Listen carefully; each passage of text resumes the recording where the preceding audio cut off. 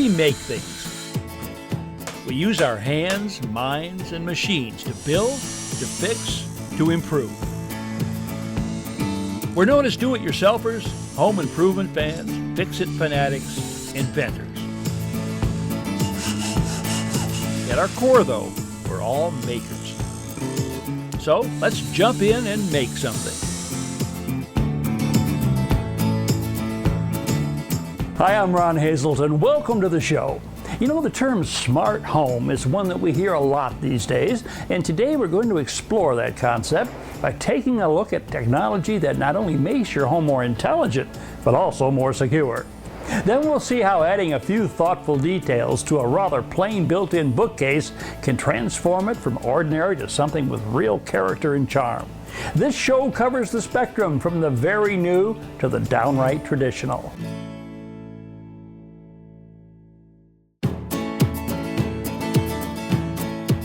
Technology and innovation are impacting home security and automation in a big way. Up until now, though, many of the more sophisticated systems required professional installation and setup, as well as ongoing monthly subscription fees. Sage by Hughes is a smart home and security solution designed to be installed by do-it-yourselfers. The system can be tailored to a homeowner's individual needs and requires no long-term commitments. Let's take a closer look. The brain of the system is the Sage Hub. To install it, I first connected it to my cable box and then to my TV. The television set displays the home page, and a dedicated remote control allows me to navigate around the page. After connecting the hub to my Wi-Fi network, I was ready to begin installing a variety of devices, from cameras and thermostats to motion sensors and door locks. This motion sensor detects movement and sends an alert. I first pair the device with the hub and then mount it in a corner of the kitchen near the ceiling.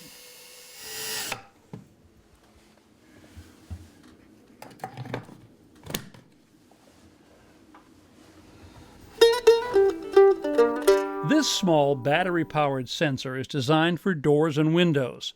The two components are first paired with the hub and then mounted in close proximity to each other on just about any window or door frame. When the two parts are moved away from each other, a notification is displayed on the television. One of Sage's more impressive features is its ability to remotely control this keypad door lock. To install it, I first remove the existing lock. Then slip the new bolt into place. Set the exterior keypad unit in position. Attach the inside mounting plate. Plug the exterior unit into the inside latch mechanism. Secure the inside latch component. Install the batteries and screw on the cover plate. Now I pair the deadbolt with the Sage Hub and give it a test.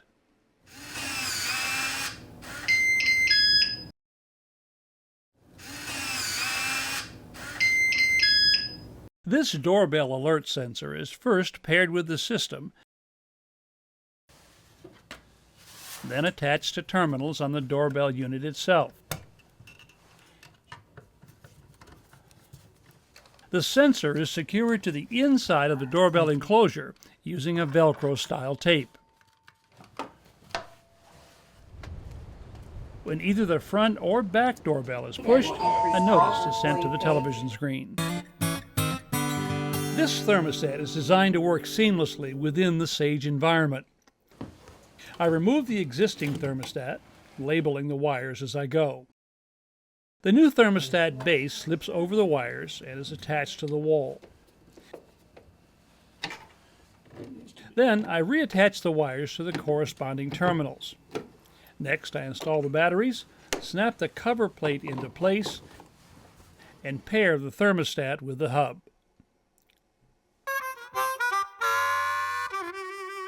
Outdoor video surveillance is an important part of the Sage offering. This compact, weather-resistant camera is designed for use in exterior locations. The camera attaches to the mounting base, and a cable is passed through a hole in the wall. An escutcheon conceals the wire. Inside, the cable is attached to a power supply and internet bridge, which is plugged into any common 110 receptacle. During the pairing process, the bridge establishes an internet connection using my Wi-Fi network. This allows the camera to send images to smartphones, tablets, and other mobile devices. Indoor cameras like this one simply plug into a wall outlet. From the Sage homepage, I instruct the hub to locate the camera, connect it to the internet, and integrate it into the network. The Sage system also offers a variety of lighting controllers, including this LED bulb with built-in wireless capability, as well as plug-in modules that convert any receptacle into one that can be controlled remotely. Lighting can be set to any desired level from the Sage homepage or from smartphones and tablets. Even appliances, such as this slow cooker, can be controlled from a remote location using the appliance module.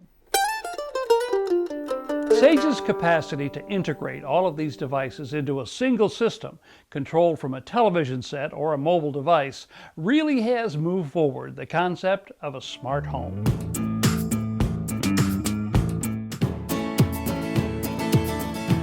Sage by Hughes is a smart home automation and security system that ties together your television set and a wide range of smart devices into a single, easy-to-monitor local network which is capable of communicating with your smartphone and other mobile devices. In an earlier post, we saw how the system is installed. Now, let's take a look at what it can do. Okay, it's late morning and I'm having a cup of coffee at one of my favorite spots. Our dog walker arrives at our home to find everyone gone and the door locked. She gives me a call on my cell phone, and I unlock the door to let her in. Ron, I'm here. Okay.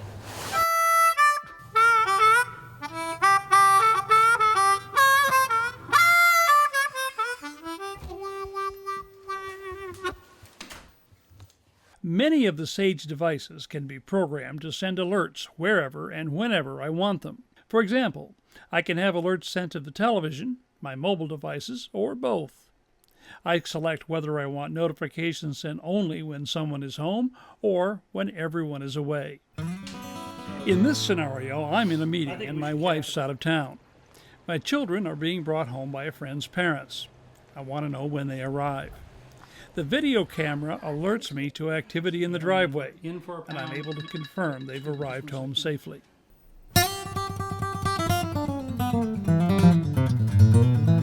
It's late afternoon and I'm about to head home. It's turned suddenly cooler and I want to warm up the house before I get there. Using the Sage mobile app, I turn on the heat and set the temperature to a comfortable level. Being able to raise or lower the temperature without having to leave the comfort of a favorite chair or sofa is just a matter of selecting the thermostat icon and raising or lowering the temperature as much as desired. The thermostat can be scheduled remotely too. Select Manage Devices, Thermostat, and Schedule. Create as many set points as you wish for weekdays or weekends. It's a quiet evening, time to relax and enjoy a good movie. There's a child asleep upstairs. Suddenly, she stirs. The camera in the room responds to the movement and flashes an alert and an image on the TV screen. I'm in the middle of a shoot on an out-of-state project. Suddenly, I get an alert on my phone. The outdoor camera in my driveway has detected movement. When I view the live image, I see an unwanted visitor who clearly is up to no good. In this case, I press the My Local 911 button. This feature immediately connects me to the emergency responders nearest my home, which I have preset into the Sage system. The real state-of-the-art in home automation and home security is the ability to interconnect a wide range of devices into a single network accessible from your home TV or from a mobile device anywhere in the world. The added advantage of the Sage system is that you can install these components yourself and customize things to suit your own wants and needs.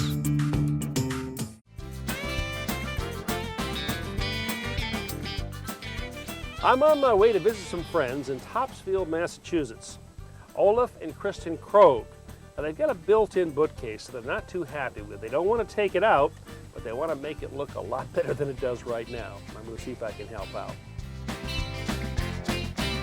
A number of 18th century homes still stand here, including this one, the site of today's house call.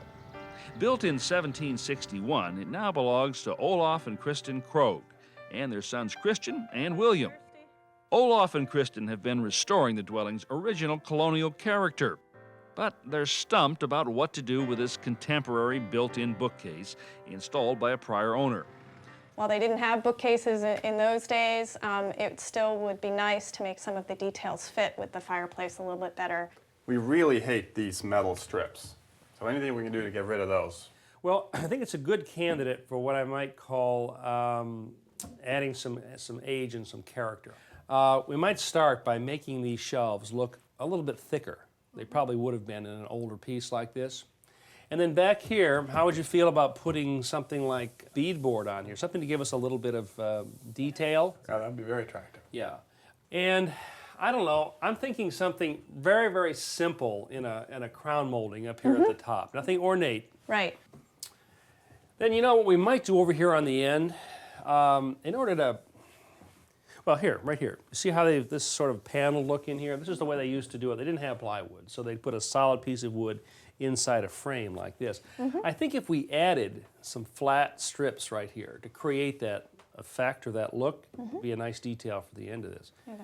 So you've got to catch a plane, I know. I do. So it's in your hands. It's you and me, pal. Scary. Actually, Olaf is an accomplished athlete and good with his hands. He wastes no time launching into step one, getting rid of the metal shelving tracks that he hates so much. Our next step is to remove the old molding to make way for the crown molding we'll make and install later. Olaf runs a utility knife along the edge to cut through the paint, which makes the molding easier to remove and reduces the chance of chipping the ceiling paint. Okay, that's good. That's good. Now let's pry this off. Olaf, you can come right in here. I think you're just going to work your way down there. Pop right off. There we go. Great. Now we're also going to change this rounded edge on the countertop, so Olaf cuts through it with a small portable circular saw. Since the blade can't quite cut all the way to the wall, I complete the cut with my Japanese handsaw. Okay. There we go. So this is the beadboard. Gonna like that? That's It's beautiful. gonna look very nice. We'll put this up in two sections or two pieces, Olaf. So let's just lay it down here first of all. We apply wood glue to the back of the beadboard, which has already been cut to length. Put the bottom, actually we're gonna have to tuck the top in first to get behind that face frame. And then all the way down to me. Okay, then just push the bottom in. There. Okay, let's glue up our second panel here. Okay, is this the giant slalom or parallel racing? I'll do parallels. All right. Slalom. Is that a Norwegian home improvement term? And it is. We've got, a lot of important words like that for. Actually, you're a very good skier, aren't you? Well, growing up in Norway, you kind of have to be. Not a whole lot else to do during the winter. To hold the beadboard in place while the glue dries, we'll use our portable pin nailer to tack it into place. This one actually has its own onboard compressor. Now what you're clamping together here are two pieces of half-inch plywood. These are going to be end panels up there. We'll cover up the ends where those old tracks were. And I've clamped them together because I want to drill a series of holes in these, into which we'll put wooden pegs eventually for shelf supports. We've clamped the two end panels together because it's essential that the holes into which the shelf support pins will be inserted line up exactly. This portable drill press ensures that the holes will be drilled perfectly straight. There we go. Two end panels. Kristen's going to be really happy about this. I told her this was going to be too complicated. After I apply the glue, Olaf sets the end panels into place and then secures them with nails. Remember we cut that rounded edge off the countertop here? What I'm thinking is that we put this on instead. If you just want to grab the end of that. This strip of 1x2 applied to the edge of the counter will give the cabinet more of a period look. For a more finished corner, we miter the front section. Olaf nails the strip into place. Then we cut a matching miter on the side piece and install it as well. Next, we move outdoors to create our crown molding. So we're going to make our own crown molding out of some of this. This is just plain 1x4 pine. And we're going to do it by tipping the blade in an angle like that and just passing this through. We run each board through the table saw 4 times, cutting off its corners. The result is a very basic crown molding that fits the home's early American style. Well, let's see how this fits. And more importantly, whether you like the looks of it or not. Looks beautiful. It's a crown, but very, very simple. Now we're going to cut a miter over here too, but it's going to be a little different from the last one we cut. Instead of cutting this lying flat on the saw bed, I'm going to tip this up, and we're going to hold it up in the same position it would be installed in. And if you'll go ahead and make your cut there. With the workpiece tipped like this and the blade set to 45 degrees, we'll end up with more than a simple miter. Great, okay. Now we've got a compound angle, which means 2 angles. We've got one angle running this way and a second angle running down the face. Let's put her up here.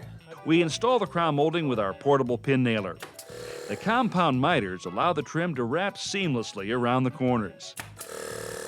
Next, we add some detail to the side of the cabinet by applying flat strips of wood to create a paneled look. Finally, we finish off the bottom by adding a simple baseboard. Olaf then conceals the nail holes with wood filler. Here's how we're going to make these existing shelves look a little bit thicker by adding this piece of 1x2 to the front. This edging will also add strength, keeping the shelves from bending or deflecting when weight is put on them. Before adding the edging, we trimmed a bit off the front of each of the shelves. As a result, the shelves are no deeper than they were originally. Olaf inserts short pieces of wood dowel into the end panels, and our shelves are ready to slide into place. Nothing like the sound of wood on wood, huh? What do you think? Like that a lot better than those metal things. All that's left is some sanding, a couple of coats of paint, and this job is history. You know, I have a feeling I'm going to be doing the next project with your son. That's good. Well, Kristen's not here. I gotta think she's going to like this. I know she's going to like it. I like it a lot. It looks like it's been there for a while, really kind of goes with the house. And somehow that crown molding that we put up there really attaches it to the ceiling in a way that makes it look really built in for me. I'm pleased. Yeah, I love it. Nice, clean lines. I guess you could call this a reverse facelift, making the new look old. With a few simple steps, we've turned this cabinet misfit into an eye-catching complement to this historic New England home.